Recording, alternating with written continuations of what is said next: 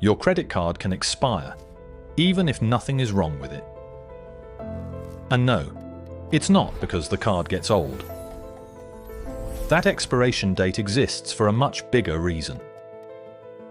It's about security, technology, and how banks control risk. And once you understand this, that tiny date will never feel random again. Let's start with the problem banks were trying to solve. Back in the 1950s, credit cards were completely different. There were no chips, no instant verification, just paper and manual machines. Every payment was based on trust. And if your card was copied, there was nothing to stop it. Here was the real problem. If someone stole your card number, they didn't need the card. They didn't need permission.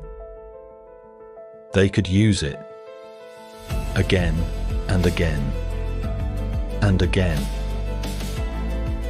Stolen once, used forever. Banks needed a way to stop the damage.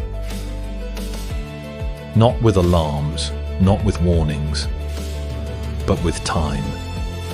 A built-in ending. That's when expiration dates were born.